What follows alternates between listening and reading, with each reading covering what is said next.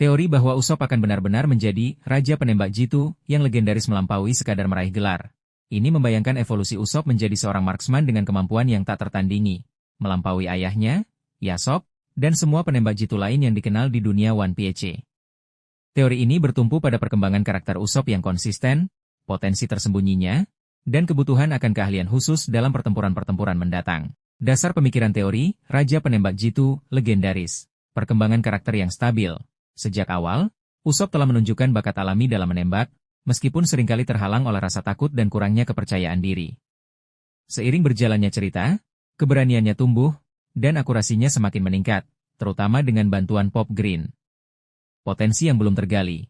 Usopp seringkali diremehkan, tetapi ia memiliki kecerdasan taktis dan kemampuan improvisasi yang luar biasa. Dengan pelatihan dan pengalaman lebih lanjut, potensinya sebagai penembak jitu bisa jadi jauh lebih besar dari yang kita lihat saat ini.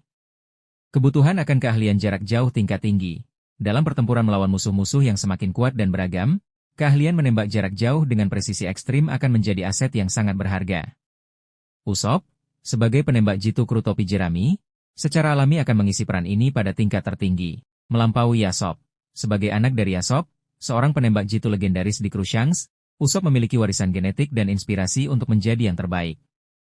Mengungguli ayahnya akan menjadi puncak dari perkembangan karakternya dan membuktikan bahwa ia telah menciptakan jalannya sendiri. Peran krusial dalam pertempuran mendatang, teori ini seringkali membayangkan Usopp memainkan peran kunci dalam mengalahkan musuh yang mungkin berada di luar jangkauan petarung jarak dekat, atau dalam situasi yang membutuhkan tembakan yang sangat tepat untuk menghancurkan target kecil atau memanfaatkan kelemahan spesifik.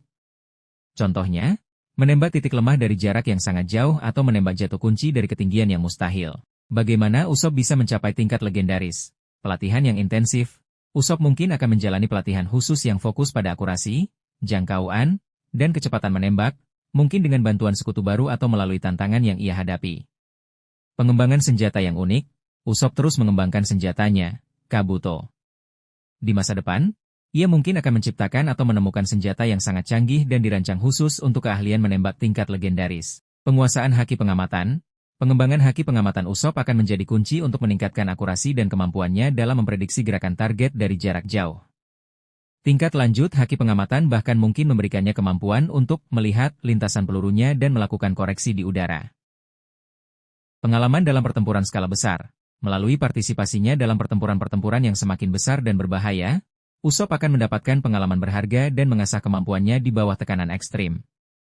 Implikasi naratif.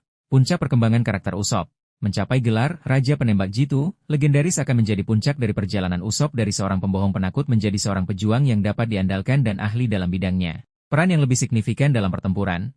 Ini akan memastikan bahwa Usopp memainkan peran yang lebih signifikan dan krusial dalam pertempuran-pertempuran penting di masa depan, tidak hanya sebagai pendukung tetapi sebagai penentu hasil. Penghormatan dari dunia.